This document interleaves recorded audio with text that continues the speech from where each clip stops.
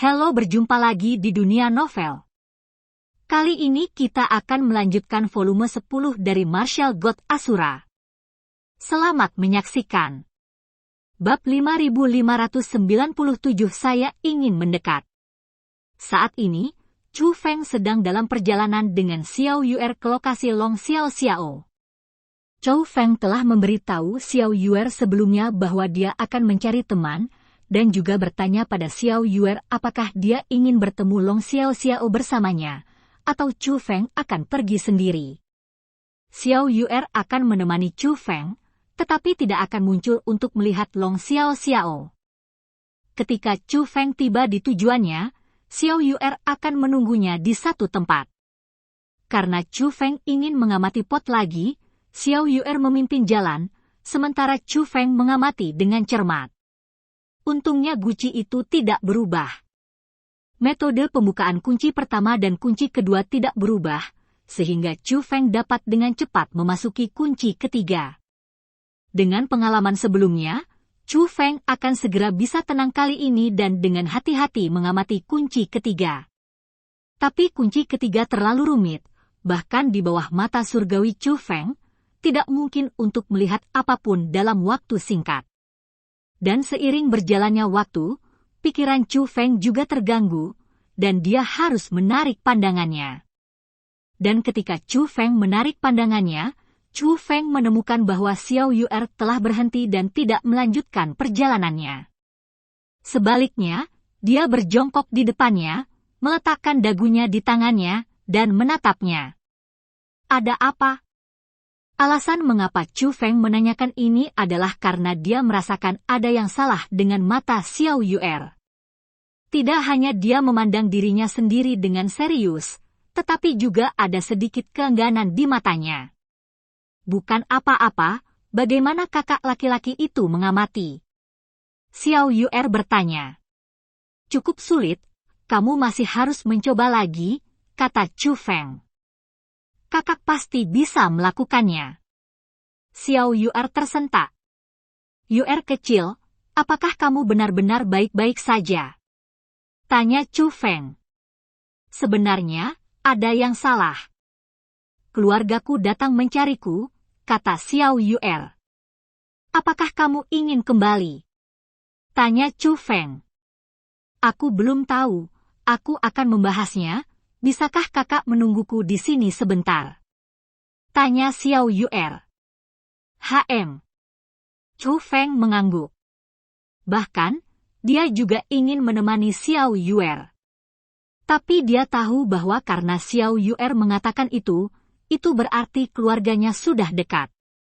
Karena dia tidak muncul secara langsung, itu berarti dia tidak ingin melihat Chu Feng, jadi mengapa Chu Feng harus mengikutinya? Pergi dan datanglah. Xiao Yuer tersenyum manis, lalu berbalik dan terbang menjauh. Dan Chu Feng sedang melihat ke arah Xiao Yuer, dan dia tidak melakukannya saat ini, dan mengamati kembali suasana guci. Jangan khawatir, tidak akan terjadi apa-apa, bagaimanapun juga, ini adalah keluarganya. Suara ratu-ratu terdengar. Aku tahu. Aku hanya merasa sedikit emosional, kata Chu Feng. Apa yang kamu rasakan? Nyoni Ratu bertanya. Saat itu, di wilayah Laut Timur, tangan besar yang merobek langit membuatku benar-benar merasakan ketidakberartianku untuk pertama kalinya. Saat ini, meskipun masih ada celah besar, itu jauh dari sebesar dulu, kata Chu Feng. Tentu saja, kamu telah membuat kemajuan besar selama bertahun-tahun. Dan tak lama kemudian, kamu akan melampaui mereka. Pada saat itu, mereka pasti tidak akan menghentikan Xiao Yuer untuk bermain denganmu, kata Nyonya Ratu. Mengapa? Chu Feng bertanya. Kenapa? Aku tidak ingin Xiao Yuer bermain denganmu sekarang, karena menurutku kamu masih terlalu lemah. Ketika kamu melampaui mereka, sudah terlambat bagi mereka untuk menyanjungmu, jadi mengapa mereka menghentikan Xiao Yuer untuk bermain denganmu? Kata Nyonya Ratu. Chu Feng tersenyum, meskipun dia tidak setuju, dia merasa bahwa Nyonya Ratu benar. Ini bukan pertanyaan apakah itu buruk atau tidak, tetapi pertanyaan yang sangat nyata. Keluarga yang sama, kelompok orang yang sama, saat Anda lemah, dan saat Anda kuat, memiliki dua wajah yang sangat normal. Adapun situasi ini, Chu Feng telah melihatnya berkali-kali. Berapa banyak kekuatan yang telah dilalui Chu Feng di jalan ini? Melihat ke belakang sekarang, mereka adalah kekuatan yang bisa dihapus Chu Feng dengan lambaian tangannya, dan bahkan menguap oleh Chu Feng bisa memusnahkan mereka. Tapi saat itu, mereka semua adalah gunung besar, berdiri di depan Chu Feng, tergantung di atas kepala Chu Feng, dan Chu Feng tidak bisa bernapas di bawah tekanan. Tetapi saat ini, tidak peduli apakah Anda adalah musuh atau teman bagi diri Anda sendiri. Tapi klan ikan Xianhai, Istana Suci Tujuh Alam, sekte surgawi dan kekuatan lainnya adalah pegunungan yang menghalangi tubuh Chu Feng, dan mereka juga pedang tajam yang tergantung di atas kepala Chu Feng. Di depan mereka, Chu Feng tidak punya hak untuk berbicara. Untuk menjadi lebih kuat, kita masih harus terus menjadi lebih kuat. Chu Feng menghela nafas dalam hatinya. Saat ini, Xiao Yu'er datang ke awan. Di sini, seorang wanita paruh baya berdiri di sini. Dia mengenakan jubah putih, warnanya sangat polos, tapi bentuknya cantik, ditambah dengan temperamen dunia lain wanita itu, dia adalah peri sejati di dunia.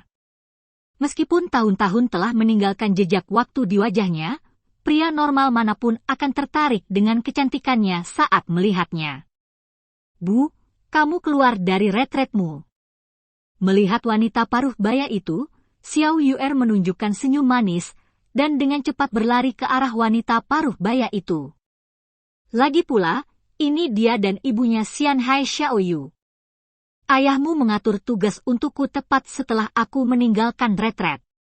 Ibu Xiao Yu'er tertawa. Apakah ini misi untukmu datang kepadaku? Xiao Yu'er cemberut. Bagaimana menurutmu? Ibu Xiao Yu'er tersenyum. Aku tidak akan kembali. Sebelumnya, ayahku berkata bahwa ketika aku mencapai alam yang mulia, aku akan bebas lagi. Tapi sekarang, aku sudah berada di alam semidewa, tapi aku masih harus membatasi kebebasanku. Aku harus diatur olehnya kemanapun aku pergi, dan aku harus mengirim orang untuk mengikutiku kemanapun aku pergi. Saya tidak mengendur dalam seni bela diri. Mengapa membatasi kebebasan saya? Saya ingin menjadi seperti saudara saya. Apakah itu sulit? Bu, aku sama sekali tidak senang. Xiao Yu'er cemberut, matanya basah, itu keluhan. Yu'er, ibu tahu pengaturan ayahmu, terima kasih atas kerja kerasmu. Tidak adil bagimu untuk membebanimu, seorang anak.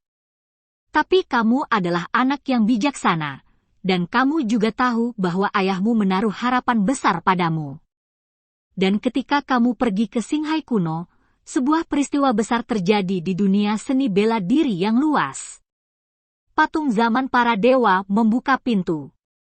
Master istana dari Istana Suci Tujuh Alam, Master sekte dari Sekte Surgawi, Patriark Klan Naga Totem, Master Istana Tianfu Tubuh Ilahi, dan ayahmu bersama-sama membuka pintu dan memasukinya, kata Ibu Xiao Yu'er. Adapun Xiao Yu'er, meskipun air mata masih mengalir di matanya. Dia bertanya dengan rasa ingin tahu, lalu.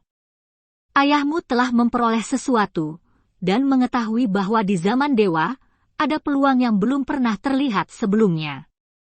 Tapi jika kamu ingin memanfaatkan kesempatan ini, kamu harus terlebih dahulu menjadi raja di dunia seni bela diri yang luas. Dan Tuan dari Istana Suci Tujuh Alam telah lama memiliki ambisi ini, kata Ibu Xiao Yu'er. Mungkinkah Istana Suci Tujuh Alam ingin merusak perdamaian selama bertahun-tahun, dan dia akan berperang? Tanya Xiao Yu'er. Kekuatan Tujuh Alam Istana Suci jauh lebih besar daripada yang telah kita lihat. Jika kita benar-benar berperang, bahkan jika kita bergabung, kita mungkin tidak dapat mengalahkan Istana Suci Tujuh Alami. Terlebih lagi, pasti akan ada rumput di dinding pada saat itu, dan mereka akan jatuh ke Istana Suci Tujuh Alam. Selama ada perang, jika kita ingin aman, hanya ada satu pilihan, dan itu adalah menyerah ke Istana Suci Tujuh Alam. Tapi kamu tahu sifat ayahmu, kata Ibu Xiao Yu'er. Bahkan jika ayahku setuju, aku tidak akan setuju. Mengapa aku harus tunduk pada mereka? Xiao Yu'er berkata dengan marah. Jadi, kamu harus kembali dengan ibu. Masih ada titik balik untuk banyak hal, dan titik balik terletak pada kalian junior. Dari perspektif klan Xianhai saya, Anda adalah harapan terbesar klan Xianhai kami, kata Ibu Xiao Yu'er. Mendengar ini, Xiao Yu'er juga mengerutkan kening dan menundukkan kepalanya. Tapi segera, Xiao Yu'er menatap ibunya lagi. Bu, aku akan kembali. Tapi setelah menyelesaikan masalah ini, jangan hentikan aku. Jika hari itu benar-benar tiba, aku khawatir ayahmu tidak akan bisa menghentikanmu. Ibu Xiao Yu'er tertawa. Mendengar ini, Xiao Yu'er juga tersenyum. Pasti akan ada hari itu. Ibu Xiao Yu'er tersenyum lebih lebar, dan segera melihat ke arah Chu Feng. Apakah kamu ingin mengucapkan selamat tinggal? Tentu saja aku harus mengucapkan selamat tinggal. Bu, kamu tidak ikut bersamaku?